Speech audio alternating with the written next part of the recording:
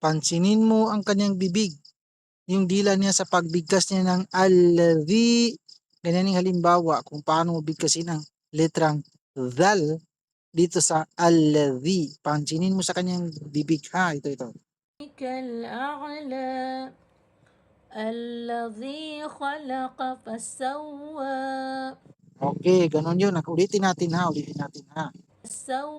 الأعلى الذي خلق فسوى. Okay, next. Dito naman sa kha. Kha. Pansinin mo rin kung paano niya bigkasin ang kha. Gamitin mo mabuti yung tampilo mo. Tingnan mo. Kasi dito sa bibig na hindi natin alam kung paano natin gayahin dito kung bibig lang ang titingnan natin. Hindi kagaya ng dal, nakita-kita ang kanyang dila. Pero itong kha ay kailangan yung tampilo mo talaga ang gamitin mo, pakinggan mo mabuti at yun ang gayahin mo dito sa khalaqa fasawwa. Ito.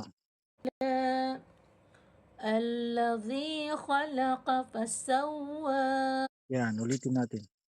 ربك الأعلى الذي خلق فسوى.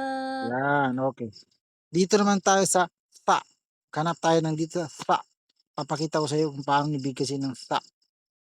Hanap tayo dito sa thumma la yamutu fiha faja'alahu. Dito sa gusa. Faja'alahu gusa. Dito, mayroon dito sa. Tingnan mo ha. Ito. المرعى Ito. فجعله غثاء أحوى.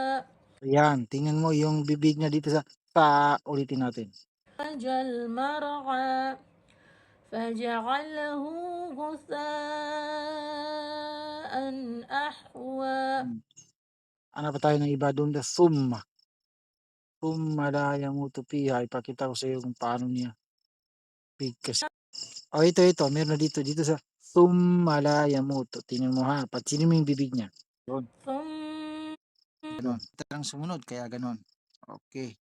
الكبرى Yun. ثم لا يموت الكبرى Yun. ثم لا يموت فيها ولا يحيى.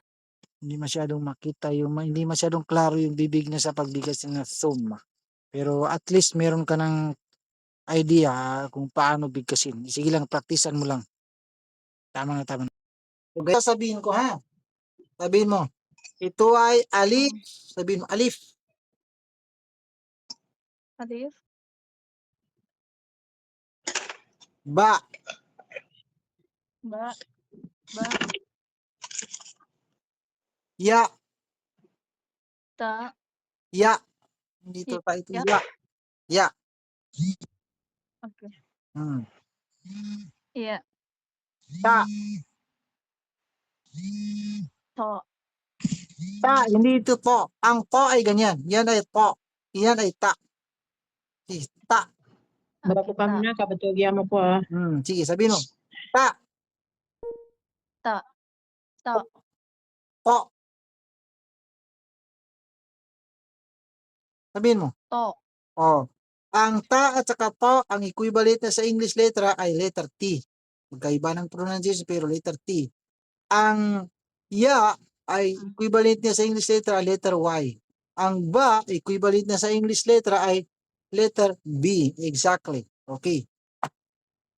Ang alif ay wala itong equivalent sa English letter pero masasabi mo siya na, mababasa mo siya na a kapag may bawel. A. Kapag ganyan ay a yung bawel niya. Kapag ganyan yung bawin niya, kapag dito yung bawin niya ay I. Okay? Kapag ganyan yung bawin niya ay O. Yan. Ganon din ang hamza na ito, magkaiba man sila ng pangalan at sign, pareho lang sila kung basahin. Kapag ganyan ay A pa rin kung basahin mo. Kapag ganyan ay I, kapag ganyan ang bawin niya ay O. Ito lang yung letra, hindi mo magagamit basahin sa kanyang pangalan ha, itong hamza. Okay? Next. Itong ain.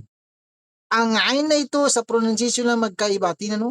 Ain, ain. Kapag ganyan ang bawi niya ay sabihin mo, A. Oh. Kapag ganyan ang bawi niya ay sabihin mo, ay. E. Sige lang. Kapag hindi ka marunong mag-time nito ay magiging i na lang. Magiging alip na lang. Kapag ganyan ang bawi niya ay o. O. O. Parang ganyan yung spelling ng ang ain. Halimbawa, ain, ito yung ain. Lam, ya, ka. Yan ang spelling ng assalamu alaikum. Halimbawa, dito yung assalamu, ito yung ain, lam, ya, kaf, mim. Alaikum. Assalamu alaikum.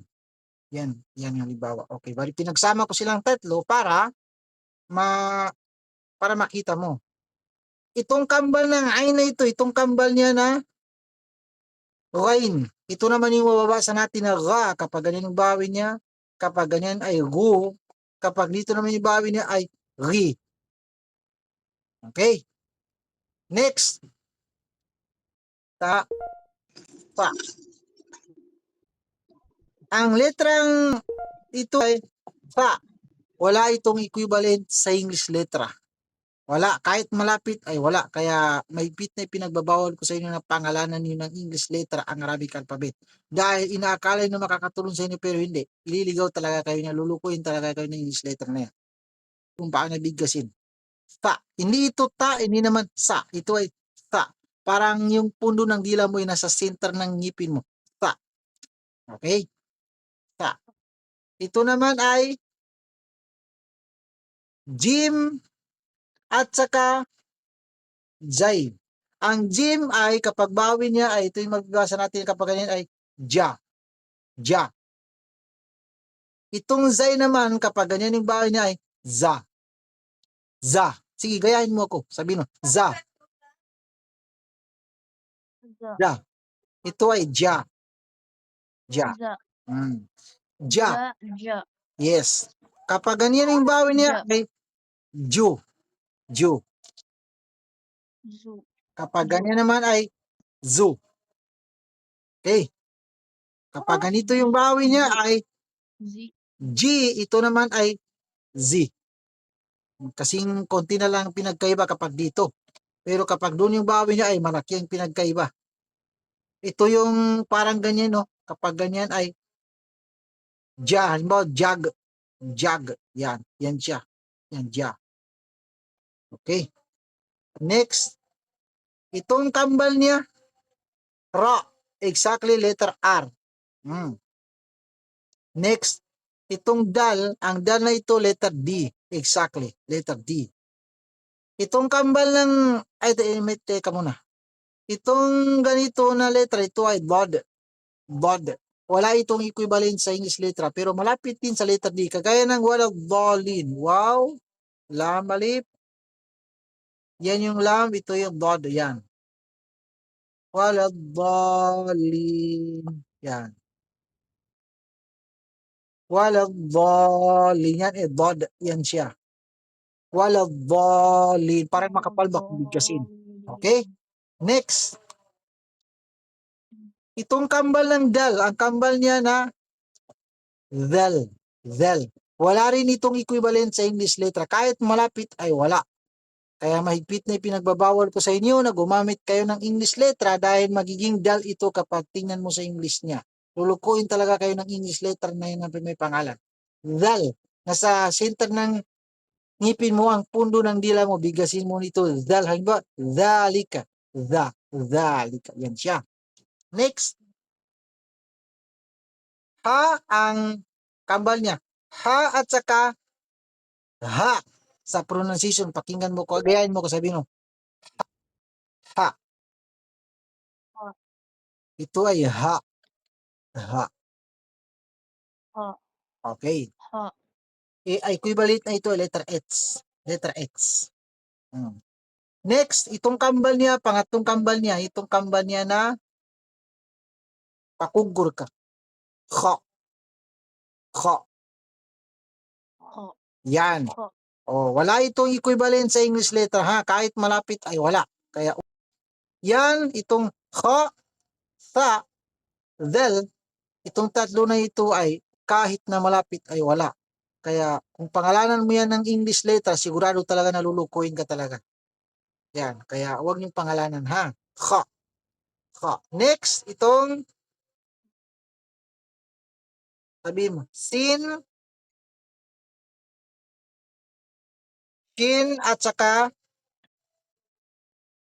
sod. Sin, shin, sod. Parang manipis dito, sabi mo, sin, sin, Sin, shin, shin, shin, sod, so, shin, sod. sod, sod. Yan. Ang tatlong letra na ito, ang equivalent niya sa English letter ay letter S. Letter S. Pero parang ito yung exactly letter S. Sa pronunciation na mag ito na yung kambal niya, ito na. Bali, ang kambal lang ito naman ay text, ito pa pala. Itong letrang ito ay the. The. Sabi mo, the. Do, Yes. Wala itong equivalent sa English letra. Pero pansinin mo na lang kung paano basahin, paano bigasin. Halimbawa, so, halimbawa, Subhana Rabbiyal Azim. Ganun. Yan siya. The. Yan. Halimbawa sa Afala yanzurun. Halimbawa, ano ba yun?